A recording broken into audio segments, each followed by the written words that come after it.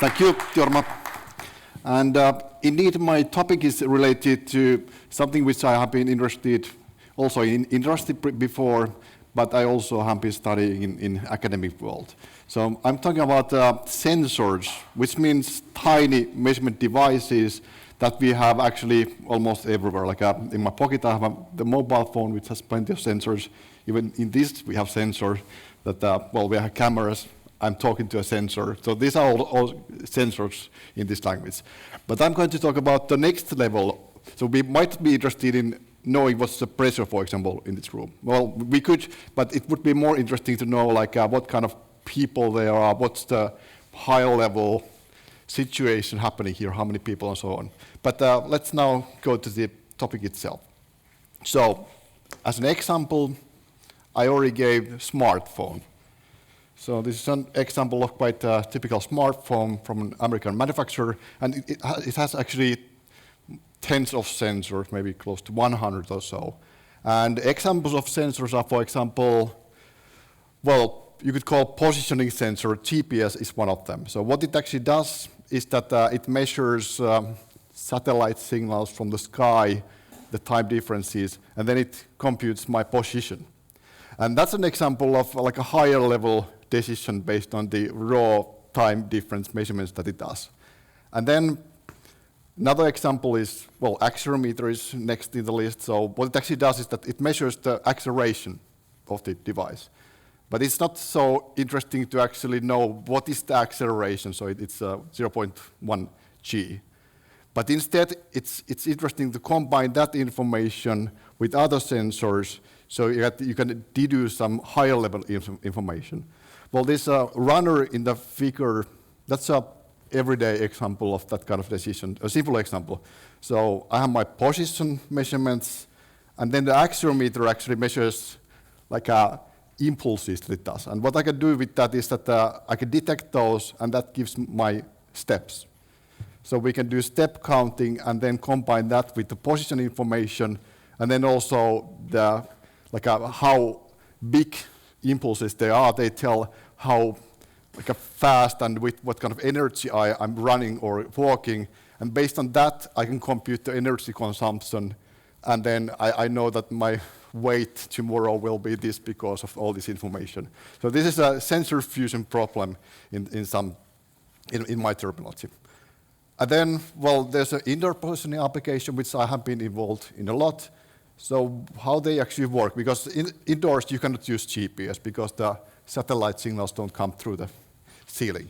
But instead what you do is that you use accelerometer to measure the accelerations, gyroscope to measure the rotations, for example. Then typically you use radio field strengths inside the room, and then maybe magnetic measurements, and you actually combine all those sensors, and then you know what is the orientation and location of the mobile phone. And that's again a higher level computational decision based on the raw sensor signals. As another example, cars are full of sensors as well. Actually, the sensors itself are similar, but the tasks which you want to do with the sensors are slightly different. So there might be cameras, for example.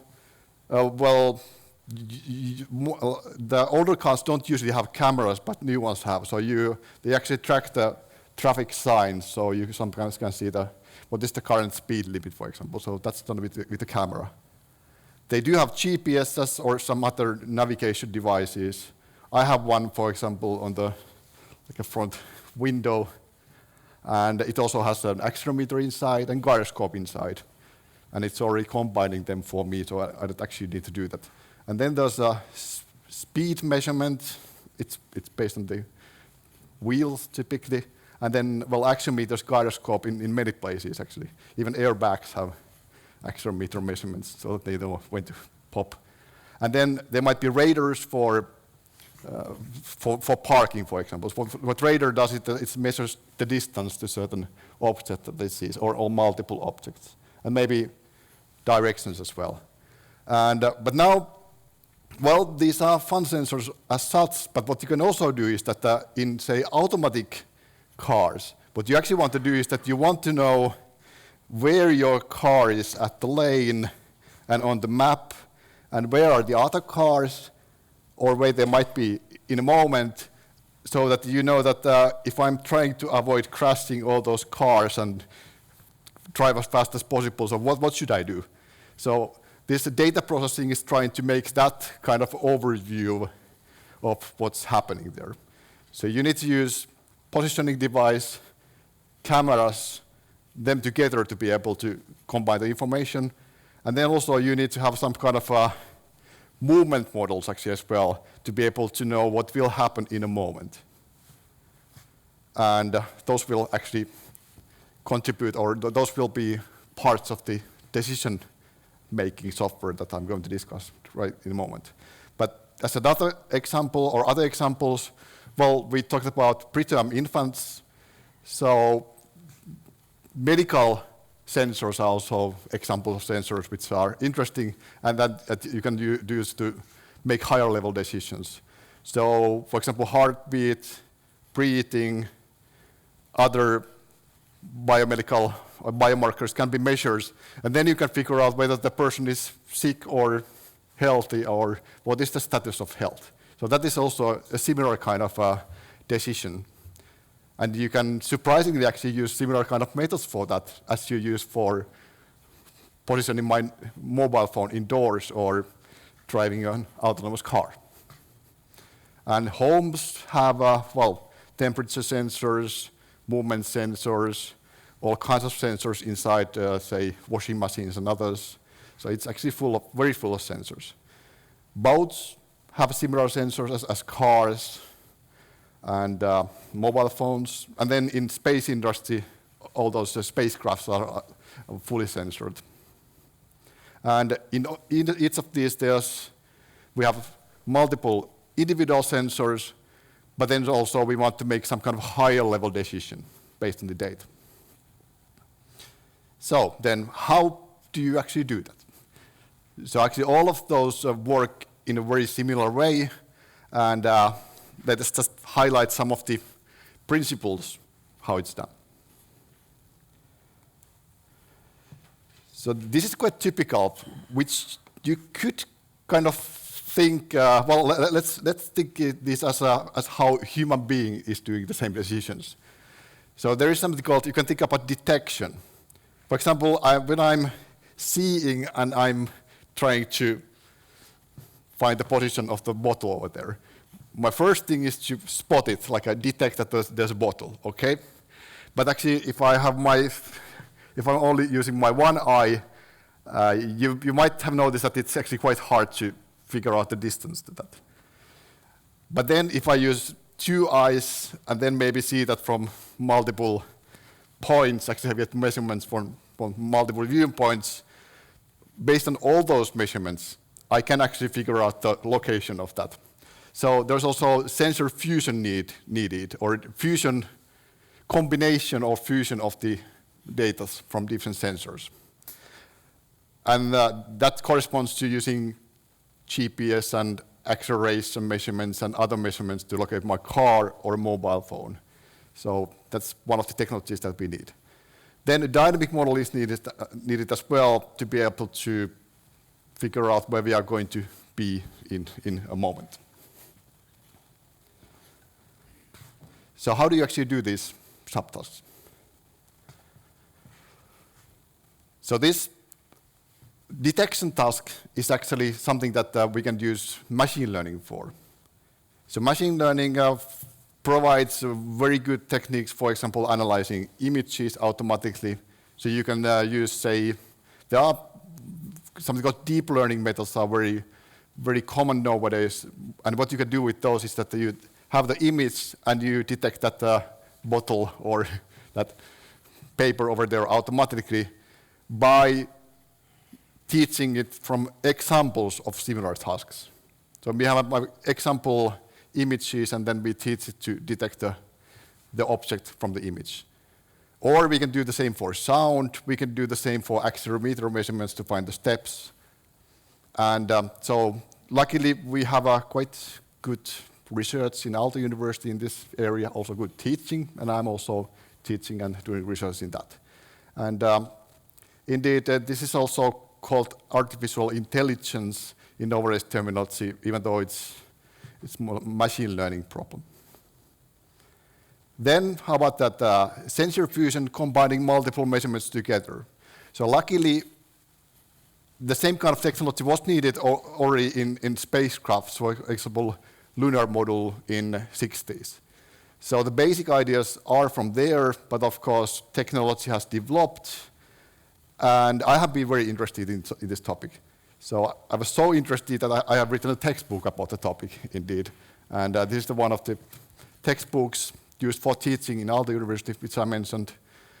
And so it is actually statistics combined with some computational methods.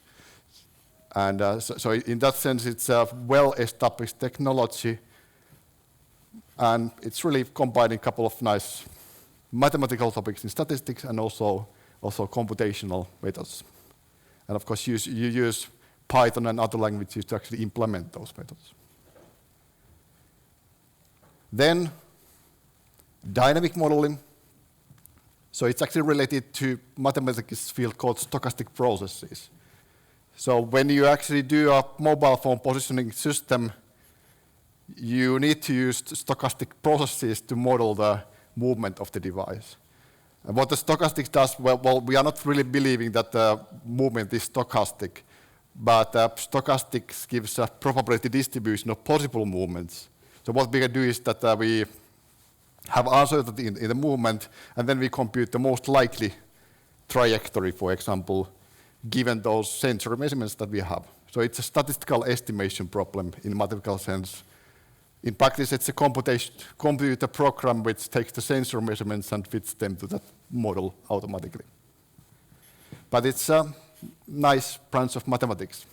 And again, because of that, we published a book about the topic just this year, actually. So putting together, so this is how a typical multiple sensor decision-making system actually works, which includes mobile phones. So what happens inside a mobile phone, what happens inside a modern car, at least when it has some kind of semi-automatic features. So there's a detection problem, so detect that there's something or in the image or radar or sound or accelerometer, okay, so there's a step happening. And that can be done with machine learning and AI. Then we have a sensor fusion, which is the statistical estimation problem of combining multiple sensors. And then we have the dynamic modeling, which is using stochastic processes and that kind of mathematical models. And then you implement all of this in an embedded system, cloud system, some laptop computer using Python or some other programming languages. C++ has been my favorite, but Python is more common nowadays. So where we are going and where we are. So the technology in principle is there already. And we are indeed teaching that. I'm teaching some of these topics. But of course,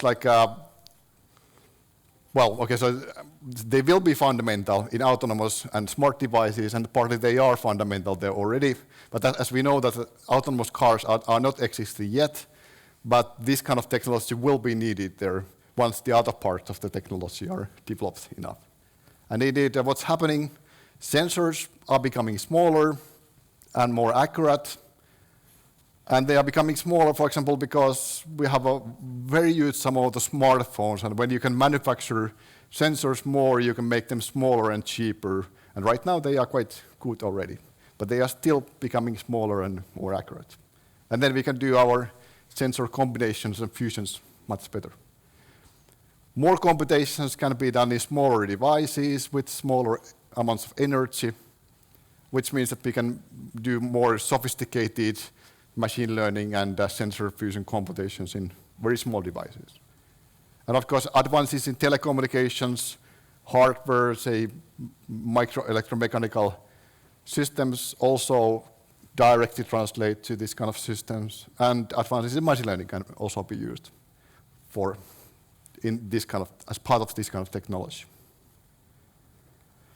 Yes, but that's a brief summary. Sensors are in everywhere, actually in this room as well as in cars and all your mobile phones. And to be able to process that sensor data effectively, we can combine machine learning, Bayesian filtering, and stochastic processes together. And then we get something which is essential part of autonomous and intelligent systems. And we will also benefit from the future developments in hardware and software technologies in this field and in other fields. Thank you.